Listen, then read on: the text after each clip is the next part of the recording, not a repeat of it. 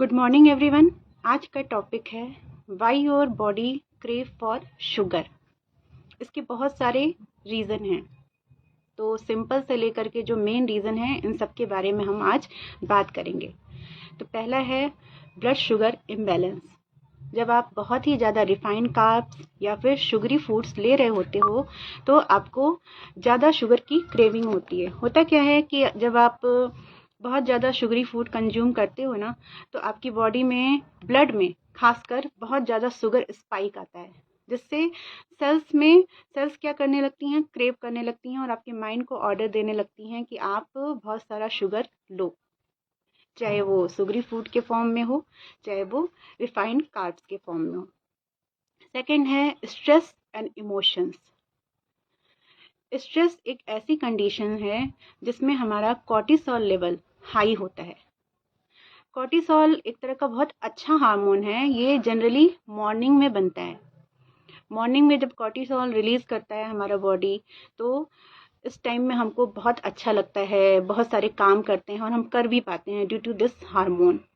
लेकिन according to the biology, जब दोपहर होता है या इवनिंग होता है तो इसका लेवल जो होता है कॉर्टिसोल का डाउन होना शुरू हो जाता है। लेकिन जब आप स्ट्रेस में हो रहे होते हो तो ये कॉर्टिसोल लेवल हाई होता है और आपके ब्रेन को ऑर्डर देता है कि सेल्स को बहुत ज़्यादा शुगर को ऑक्सीडाइज करने के लिए। सेल्स जो है एनर्जी देने का काम है उनका, तो ऑक्सीडेशन करके शुगर का हमारी बॉडी को एनर्जी देना शुरू करती हैं, तो जिसकी वजह से क्या होता है, क्रेविंग होती है शुगर की। Then nutritional deficiency. अगर हमारी बॉडी में मेनली मैग्नीशियम, कॉपर और क्रोमियम की कमी है तो भी हमको शुगर की क्रेविंग होगी, क्योंकि ये तीनों मिनरल्स जो हैं वो हमारे ब्लड ये शुगर रेगुलेशन, शुगर मेटाबॉलिज्म में रेगुलेट करने में बहुत ही हेल्प करते हैं। देन अगर आप बहुत कम सो रहे हो, लैक ऑफ स्लीप है, प्रॉपर नींद नहीं ले पा रहे हो 6 से 7 घंटे की, तो भी शुगर क्रेविंग होती है। क्यों होती है? क्योंकि दो तरह के हार्मोन होते हैं, ग्रेलिन हार्मोन और लेप्टिन हार्मोन। ग्रेलिन को हम हंगर हार्मोन कहते हैं और लेप्टिन को सैटिस्फैक्टरी हार्मोन कहते हैं। तो जब आप कम सोते हो तो ग्रेलिन यानी कि हंगर हार्मोन बढ़ने लगता है और ये जो लेप्टिन हार्मोन है वो डिक्रीज होता है बॉडी में। तो ऑब्वियसली जब भूख लगती है तो हमें कुछ भी खाने का मन करता है। तो प्लीज़ अपने स्लीप को प्रॉपर कीजिए, कम से कम 7 घंटे की, 6 से 7 घंटे की नींद जरूर लें, ठीक है। देन अगर हम बात करें हैबिट या फिर एडिक्शन की, तो शुगर एक तरह का एडिक्टिव भी है, क्योंकि जब हम शुगर कंज्यूम करते हैं तो जैसे दूसरे एडिक्शंस होते हैं, अल्कोहल है, सिगरेट है, तो this is also a type of addictions. जब आप एक लड्डू खाते हो तो आपको वापस से दोबारा एक लड्डू खाने का मन करता है, मन नहीं भरता। एक समोसा खाते हो या फिर समोसा भी रिफाइंड कार्ब है, वो भी हमारी बॉडी में शुगर को बढ़ा रहा है। तो जब आपने एक गुलाब जामुन खाया तो मन नहीं माना, दोबारा से लगता है कि एक और गुलाब जामुन खा लें। तो ये सब क्या करते हैं, हमारी बॉडी में शुगर क्रेविंग को बढ़ाते हैं। तो sugar is a type of addiction.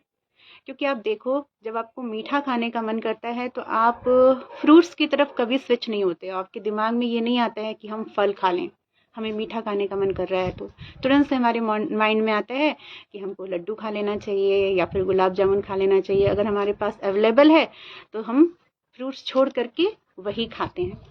Then अगर बात करें गट माइक्रोबायोम और फ्लोरा की, अगर हमारी बॉडी जो है एक तरह से पूरे माइक्रोबायोम का समझिए कि कंट्री है। हमारी बॉडी में इवन जो आइज़ की लाइनिंग होती है उसमें भी माइक्रोबायोम्स होते हैं।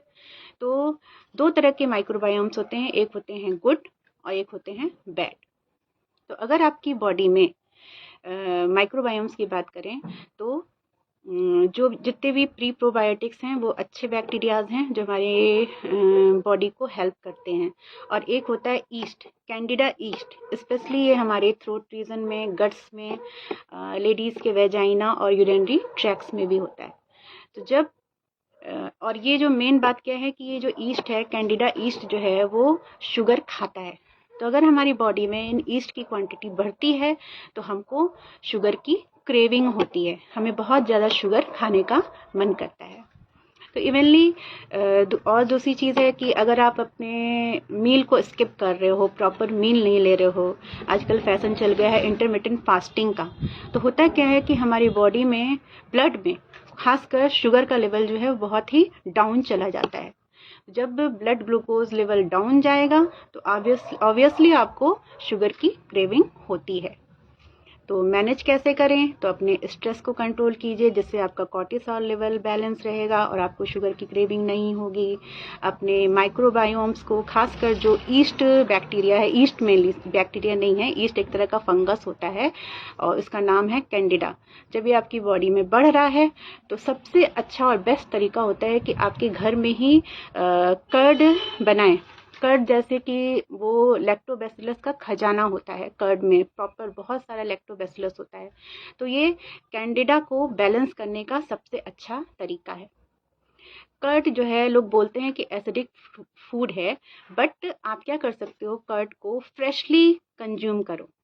मुश्किल से, आजकल ठंडियाँ चल रही हैं, तो आप अगर जोरन, हमारे यहाँ जोरन बोला जाता है, तो अगर आप दूध में थोड़ा सा दही डाल के जमा रहे हो ना, तो उसको थोड़ा कवर अप कर दो।